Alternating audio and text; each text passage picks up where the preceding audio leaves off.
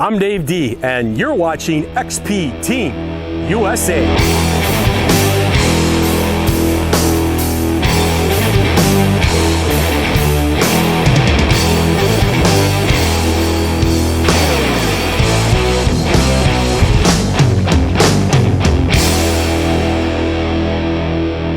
In this episode, team member Scott Lupro will take us on a scenic water hunt down the Monocacy River in Maryland. We'll be visiting with Gary Blackwell in the UK for some Q&A, and XP Sonia will present this month's Deus Dandies. But right now, let's head just outside of Des Moines, Iowa, where team members R.C. Dunn and Lenny Quillen are standing by at an 1851 Stagecoach stop. Guys? We've all done it. You're driving and all of a sudden you see it. I've got to detect that property, you tell yourself. Well, that's exactly what happened to XP Team USA member Len Quelland and myself last fall. It's right around the corner from where I live, and I've drove by it several times. I noticed the old brick and just decided to research it. And research it he did. Combing through old newspaper articles, Len discovered he had stumbled upon a pre-Civil War stagecoach stop that was built in the frontier before the capital of Des Moines was even incorporated. The landowner, Daniel Justice, and his family settled here from Virginia in 1850. They quickly outgrew their log cabin, and in 1851, Daniel built this double brick-walled stagecoach stop, complete with a blacksmith shop, wagon repair, grocery store, and most importantly, a post office. We brought in local historian Pat Miners to help us understand the significance of the site. The stop here was used primarily for the post office. It first started out, and this is common among all of the little towns throughout the entire state. They started out with maybe 1 or 2 stops per week, and then they would go to 3, and it kind of varied according to how quickly they grew and how close they were to the railroad. We are still at the old stagecoach stop, and I just got something really special, I think, here. It is, I cleaned it off one side, is my first ever shield nickel. Our discoveries of both shield and V-nickels, and even a trime, lent credibility to the early hand-drawn maps that placed the location of the post office on the western corner of the property.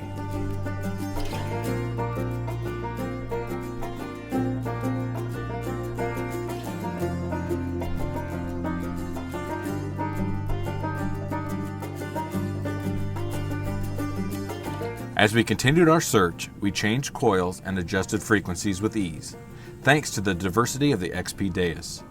It was becoming evident that this was a popular and busy stop in the years before the railroads entered the capital city. This was an intersection, prominent spot in the community. Stagecoach stops were necessary, kind of like our strip malls are today. You need someplace to go and get your provisions. Well, of course, most of them were brought in by Stagecoach.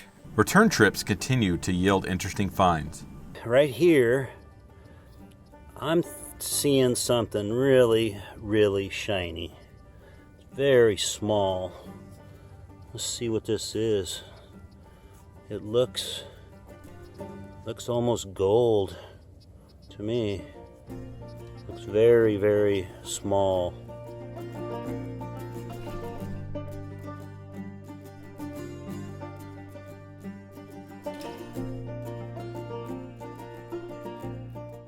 When the coach would stop at Greenwood Farm, the horses would be changed out, passengers would depart, use primitive facilities and reboard for the capital city, or a train depot to the north. If repairs were needed, an on-site blacksmith would help out.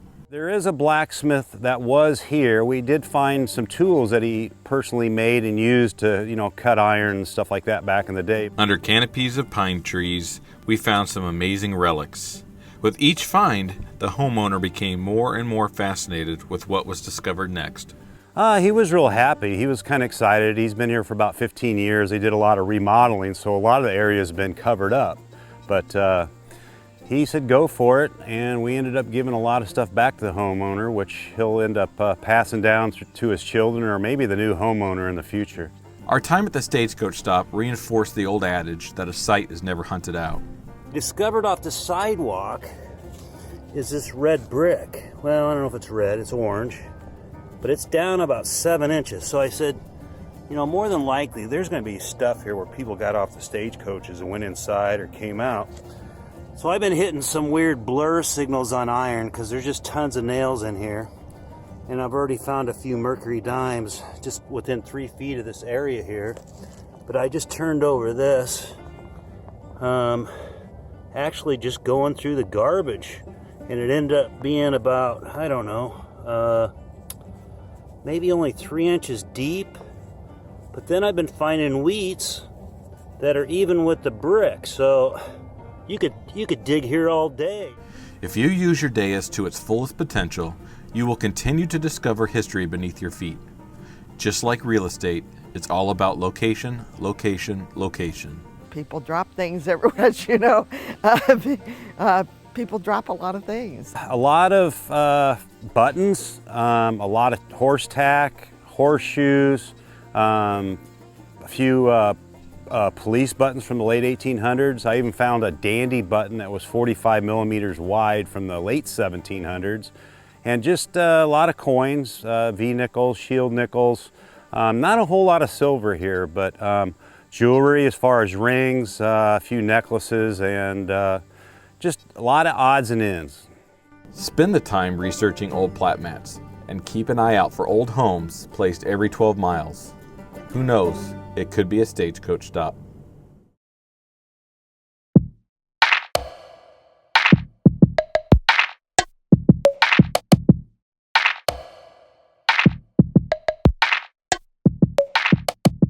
I'm over here for the weekend on an XP sponsored rally. The rally is called Straight into Compton, and I've had a little bit of luck this morning using the 11-inch X35. I've managed to find quite a large silver hammered coin of Edward IV, so it's 15th century, and it's a groat. I've been using the 11-inch now for about 4 or 5 weeks. Firstly, the boost mode. I found the boost mode to be particularly useful. If you've got a signal and you need to clear it up slightly, having that extra bit of depth really, really does help. Boost is only available in 3 to 4 kilohertz. If you're looking for higher, bigger conductive targets, i.e. hordes that we call over in the UK, or your bigger silver coins, the more conductive targets, the boost mode is good for, the lower kilohertz is good for that, and the boost mode will help bring those deeper targets to life. The X35 will go up to 28 kilohertz. The higher frequencies that available in the coils are particularly good if you're looking for smaller targets in contaminated ground. The high frequency coils that would produce, the white coils, they were specifically aimed at looking for smaller targets in contaminated soils or mineralized ground. What you've got with the X35 is you've got a coil that is capable of going up to 28 kilohertz. So that is going to be particularly helpful if you're looking for those smaller targets, again, in mineralized ground or contaminated ground. So you've got the feature that you can swip through the different kilohertz. In my opinion, definitely well worth the money. The extra features, the boost mode and the extra kilohertz, those alone make it definitely worth a purchase. The older black coil, they still have a good place. They're still exceptionally good coils. But the X35 gives you that little bit more oomph in the field. So definitely worth buying. We had a lot of great finds sent in from our members across the US. Let's check them out now on our Deus Dandies.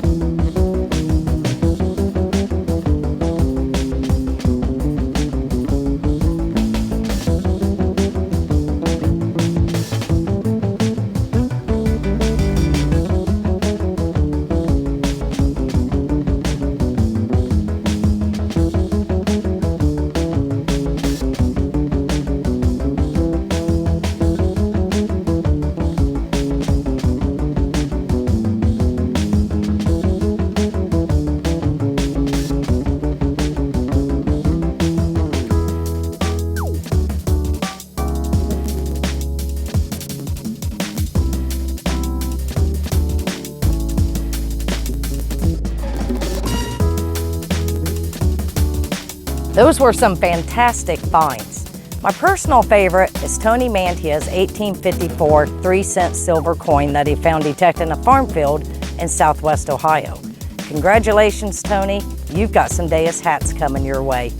To everybody else, thank you so much for sending in your pictures. We really appreciate it. And please continue to do so. And you never know, your photos may be chosen next to be on the Deus Dandies.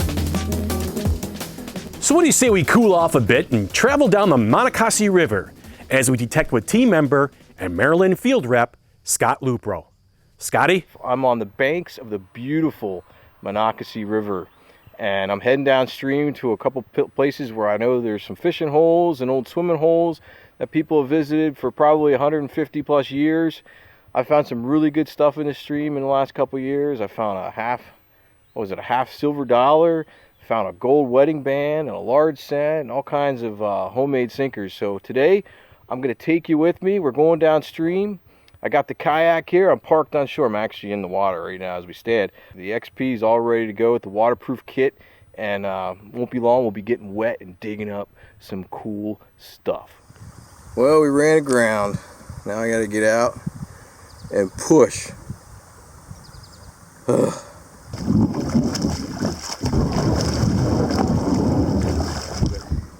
When I'm out on these water excursions, this is what I look for. I look for this bedrock down here. You see how the bedrock just kind of runs along all the way up here? And we're going to keep going downstream. We got a little ways to go. I see where I want to be, that way down there. I've had to pull my kayak more than I've floated in it, because once I get in it, I'm too damn heavy to float. Alright guys, I got my first signal and I already see it in the water. So we're not even going to have to go under for this one. But hear how clear that is? That's showing up as an 80, 81 on the box, control box. So let's go see what it is. Nope, I can already see what it is. You guys see it down there? It's going to be a sinker. Not a homemade one, but it's a sinker. It's a start. So let's keep going. Well, I got another signal here. Looks like it might be a bullet. Let's go down here and check it out. It's not really that deep, so I don't really need to take you under, but yeah, it kind of looks like an old bullet.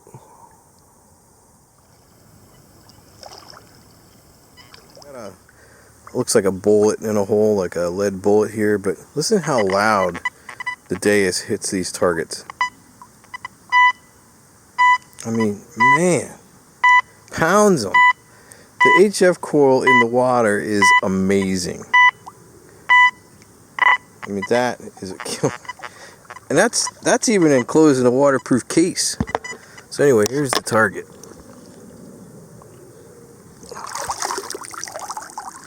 Get out of the sun here.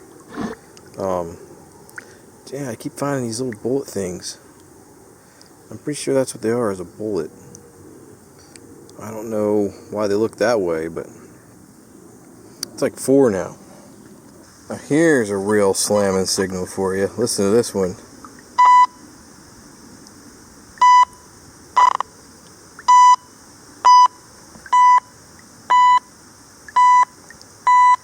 That is ringing up 95 on the VDI.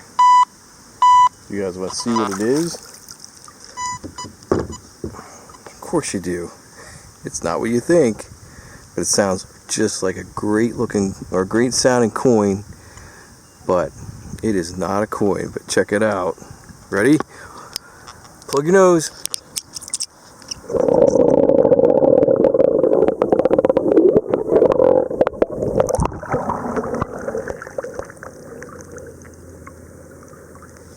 Holy crap, guys, I cannot believe what I just found in the water. I'm so excited. Can you tell? And I'm really excited because this is the first time I found anything like this with a Deus in the water. I thought it was a sinker. I wasn't even filming.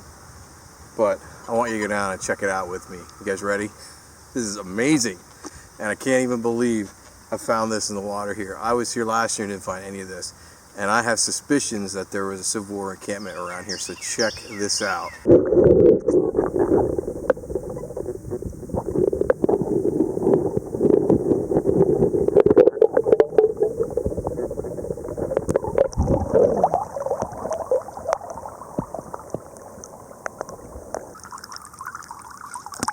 Get out the sun here. That, my friends, is a Civil War 58 caliber mini ball that I think might have been made into a sinker, but I can't really tell yet. Let me clean it out and see. Alright guys, I don't think it was a sinker. I think it's actually a drop through ringer. It looks like there's a hole at the top, but if you look at it closely, it's really not a hole. I think it was just where it was resting on the bottom, because there's nothing in the base. That is super cool, finding a 3-ringer in the river. Now I'm gonna have to go slow in here. Maybe there's a bunch more that no one ever even thought to look for here. So I'm gonna slow down a little bit and check this out really slow in this area. Hey guys, I'm done here in the water. I'm just getting ready to walk out. I'm gonna walk out onto the bridge here, maybe find a couple coins under the bridge. If I do, turn the camera back on. But hey, it was a lot of fun today. We found a Civil War bullet, a lot of junk, and some sinkers. But when I get home, I'll do a little recap for you and talk about the XP a little bit and the water kit, and maybe show you how I install it. You just can't explain what it's like when you find a Civil War bullet in the water. But today I did, and it was amazing. When I pulled it up, I was surprised. I was not expecting that. But that was the only real good thing I did find this morning and this afternoon. But it's okay, you know, you're in the water, it's hot, and it's a beautiful day to be in the water. So it was a nice day to take you along with me. But right now, let's go check out what we got, and then we'll sign off, and then I'll hopefully see you again. All right, for starters, let's look at the junk. So when you're out detecting in the water, you expect to dig this kind of stuff. Especially, you know, you're going to want to dig this stuff if you're in an area where there was Civil War activity, because one of these could sound exactly like a U.S. plate. The copper pipe rang up sweet, but that's what it is, a copper pipe. So you will dig some junk. It's just par for the course. But you will also dig some sinkers, some bullets, some fishing lures, and some other stuff. But if you're digging these kind of things, you are gonna find something good eventually. I'm telling you, trust me. Coins are out there too. You will find a coin here and there, and sometimes you'll get lucky and it'll be old. But if you're really lucky, like I was today, you can find one of these. That is a Civil War bullet, probably over 150 years old. It's a 58 caliber. It's amazing when you find those in the water. That's one of my favorite things to find when you're out water detecting. The XP did amazing today. Like I said, I'm going to do a video on how to install this water kit, because I think a lot of people are a little intimidated by it. And to be honest with you, it worked like a champ. So there's a couple gotchas you have to be aware of when you're using the water kit, but I'll go into all that when I do the video on how to install a water kit. That'll be coming up. Thanks, Scott. Awesome video. Well, it's time to fasten your seatbelts, because we're headed over to the UK for some Q&A with XP's very own Gary Blackwell. Hi, Mr. Gary. My name is Edward Munch, Detector CR. I am from Bethlehem, Pennsylvania, USA. And my question for you is, what's the difference between the elliptical coil versus the high frequency 9 inches coil when it comes about depth? I would appreciate your answer. Thank you so much, Mr. Gary. You've got the 9-inch round or the elliptical. What's the advantages and disadvantages of each coil? Let's start with the round coil. It uses 3 different frequencies, but in between each frequency you've got 7 offsets, whereas the black coil had 3 offsets. This tops out at about 50 something kilohertz. The elliptical tops out at 80 kilohertz, so this is a lot higher frequency. Now, because it's round, you get a much bigger footprint, so you've got a bigger search area, possibly a little bit more depth on certain size targets.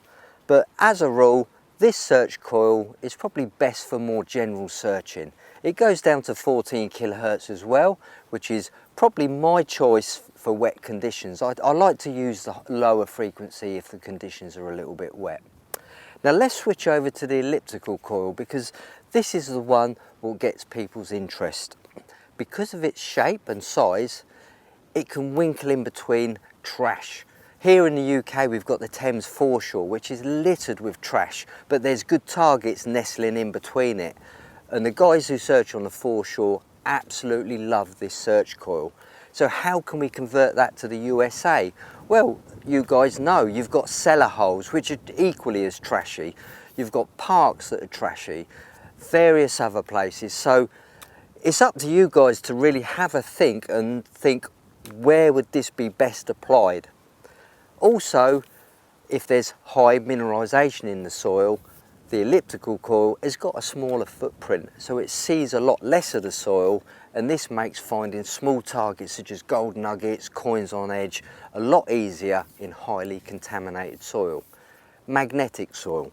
And depth. People often ask, which is the deepest out of the HF coils? Well, that's a bit of a difficult question, because let's take a small target, a very small target, a coin on edge for example. You might not get that using the 50 kilohertz round coil, but you will get it using 80 kilohertz on the elliptical coil. So it's not so much a case of depth, it's will you find or miss a target.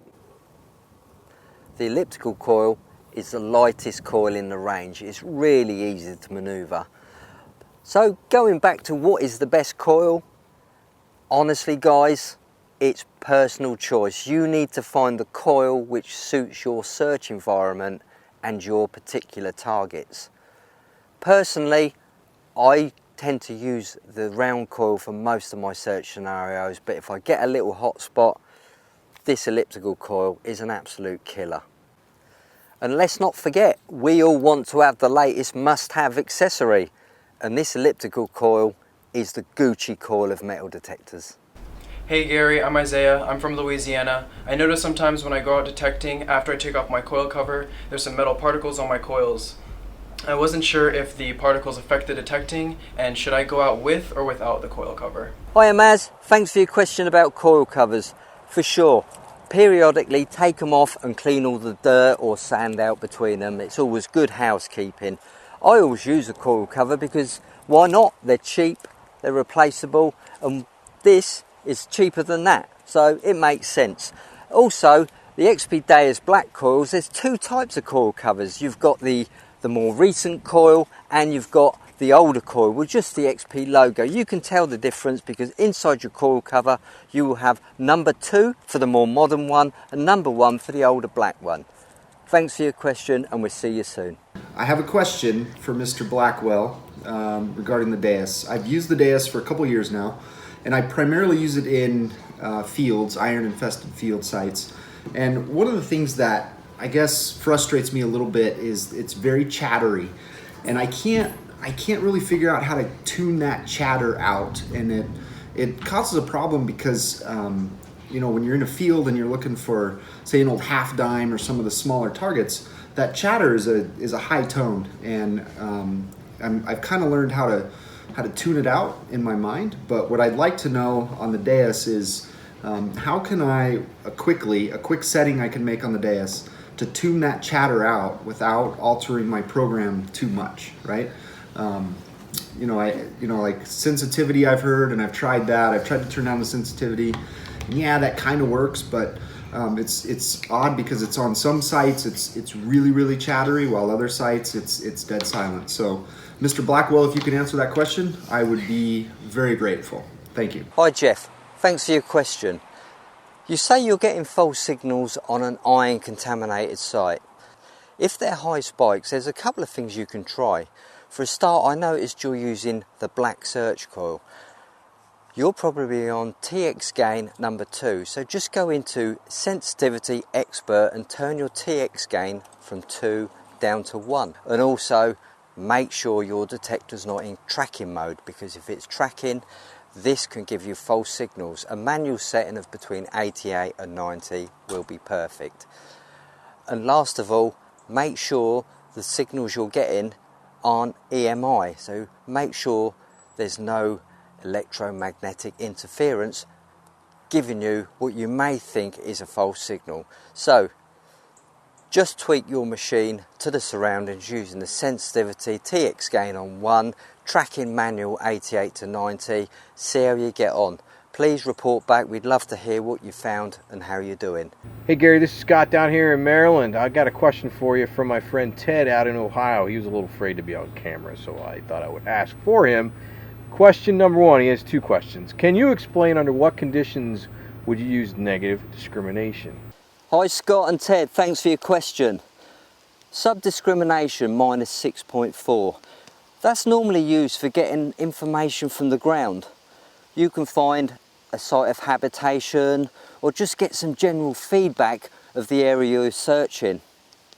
Now if you didn't want to hear the ground, just simply raise the discrimination up from minus 6.4 to minus 2, and this will eliminate the ground feedback. But personally, I like to get the ground feedback, like I say, because it takes me to the spots where there was possibly something happening in the past. And question number 2, can you explain in detail what exactly ground notch does, and in what conditions or what type of sites would ground notch be useful? Thanks, Gary. Well, it's only used when you're using a lower ground balance setting, because as you lower the ground balance setting, you start introducing signals from difficult rocks, very much like this. This is a hot rock, and this will give you a good signal if you lower the ground balance below the hot rock range. So ground notch is exactly like your normal notch. You can use ground notch to eliminate specific targets that are made from the ground or hot rock. Thanks, Gary. And thank you guys for your questions. You know, there's nothing like an awesome tone followed up by an awesome find. Now, capture that on video and you can be a part of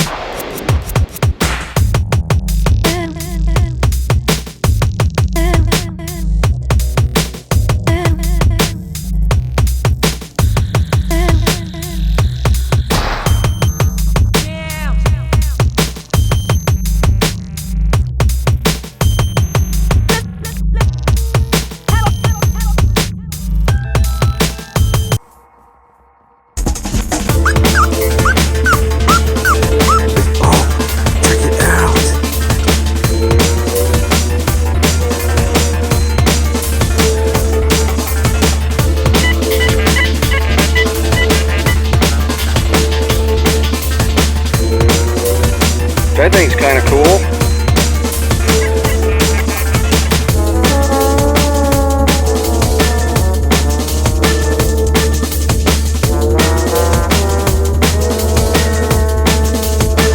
I'm Hans from Germany, and I wanted to say that I really enjoy your show.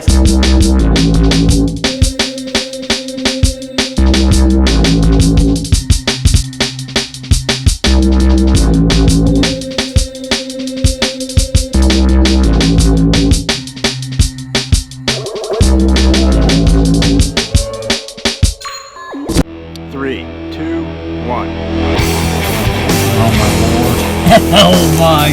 I'm about ready to dive hard today. Look at that! Look at that! Look at that! Looks like a gold coin. Oh gosh, I can't believe that. So pumped up.